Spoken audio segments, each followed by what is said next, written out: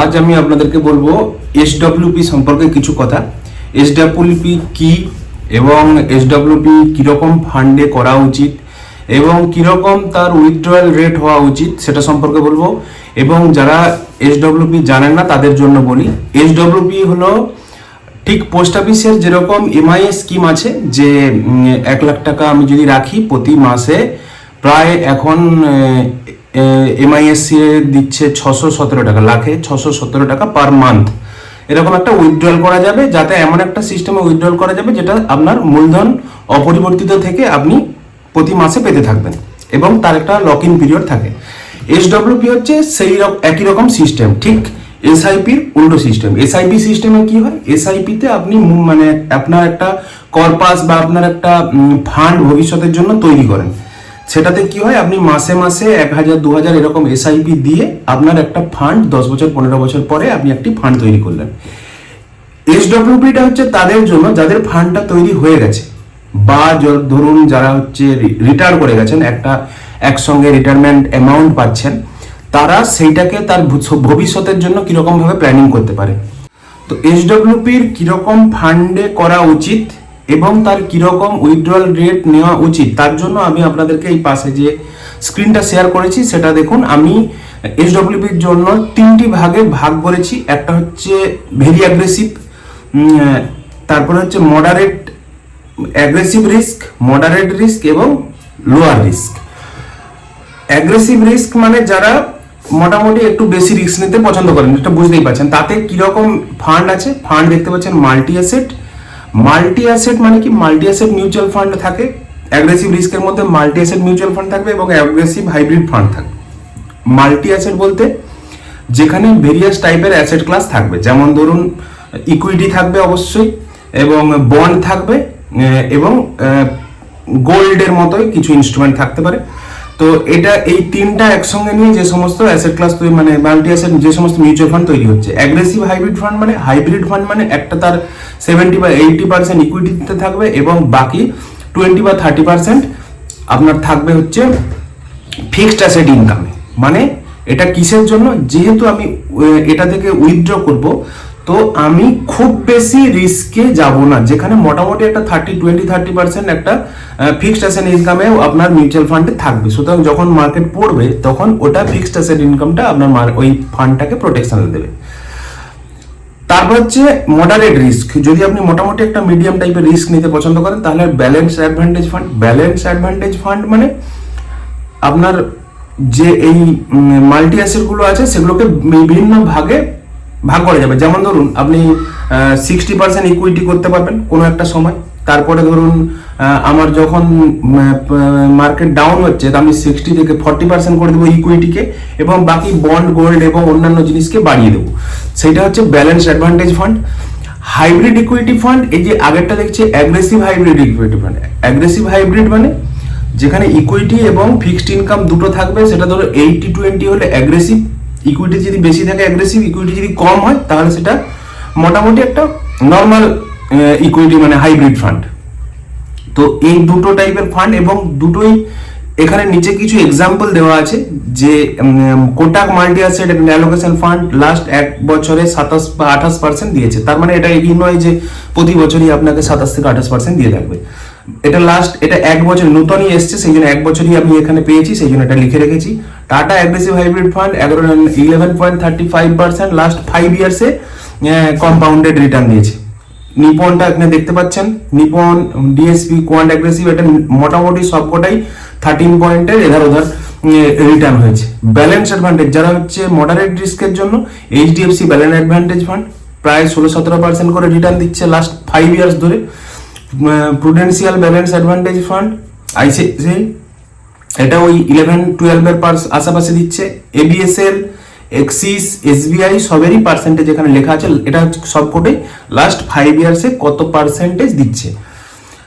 তো এখানে আপনি এবারে লাস্টের যেটা আছে সেটা হচ্ছে কনজারভেটিভ ফান্ড। কনজারভেটিভ ফান্ড মানে এটা হচ্ছে আল্ট্রা শর্ট টার্ম ফান্ড, মানে আপনি 3 থেকে 4 মাস, 6-7 মাস এরকমের জন্য যদি আপনি এসডব্লিউপি করতে চান, শুধুমাত্র এটা তাদের জন্য, মানে যেখানে আপনার টাকাকে কোনো রকম কোনো রিস্কে ফেলাবেন না। এটা কিরকম রিটার্ন দেয়? এটা রিটার্ন দেয় আপনার যে ব্যাংকিং ইন্টারেস্ট হয় 3-4%, ব্যাংকে টাকা ফেলে রাখলে যেরকম ইন্টারেস্টটা দেয় তার থেকে হয়তো একটু বেশি দেবে। তো সুতরাং যদি আপনারা এসডব্লিউপি করতে চান, আমি স্ট্রংলি রেকমেন্ড করব এই প্রথম দুটো যে ক্লাস আছে এই দুটো ক্লাসের মধ্যে ইনভেস্ট করার। এবং যদি আপনি খুব কম টাইমের জন্য ইনভেস্ট করতে চান তাহলেই একমাত্র এই লাস্ট লোয়ার রিস্কে আপনি দিতে পারেন।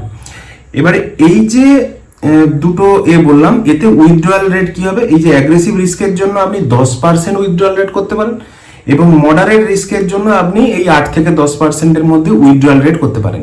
তাহলে কত পাবেন, মাসে মাসে কত পাবেন, বা এটা আপনার এটা চললে আপনি কিরকম কি রিটার্ন পাবেন, সেটা আমি আপনাদেরকে দেখাচ্ছি কম্পিউটার স্ক্রিনে। এবং কম্পিউটার স্ক্রিনে এটাও দেখাচ্ছি যে এমআইএস এর সঙ্গে এসডব্লিউপি যদি আপনি করেন, এমআইএস এর কিরকম কি রিটার্ন পাওয়া যায় এবং এসডব্লিউপি তে কিরকম কি রিটার্ন পাওয়া যায় সেটা আমি আপনাকে কম্পিউটার স্ক্রিনে দেখাচ্ছি। তো চলুন কম্পিউটার স্ক্রিনে যাওয়া যাক।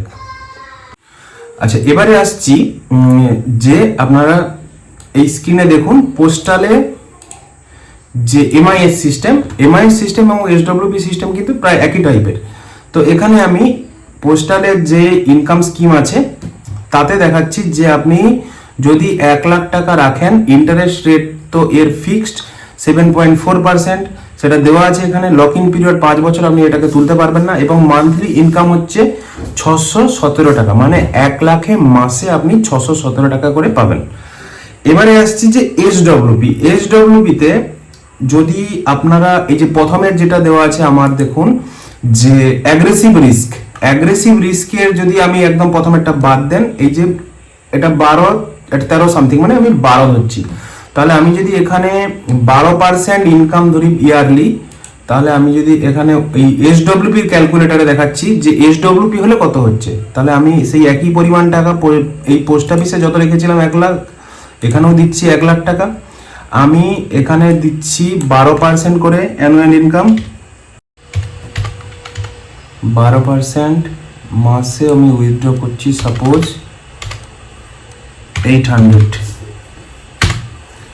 800 দিলাম 8% হিসাবে, বা ধরুন 800, এখানে যদি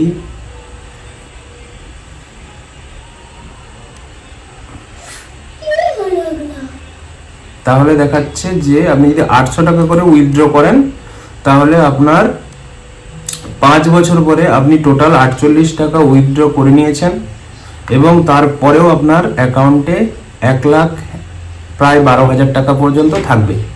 এটা হচ্ছে অ্যাগ্রেসিভ ফান্ডের জন্য বললাম।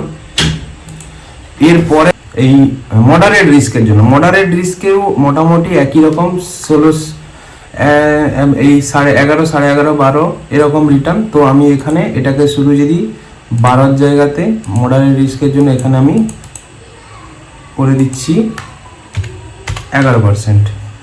11% করে দিলে একই পাচ্ছেন আপনারা প্রায় 800 টাকা করেও যদি উইথড্রল করেন তাহলে আপনি 48,000 টাকা উইথড্র করবেন, এবং আপনার অ্যাকাউন্টে 5 বছর পরেও সেই একই পরিমাণ টাকা আপনার থাকবে।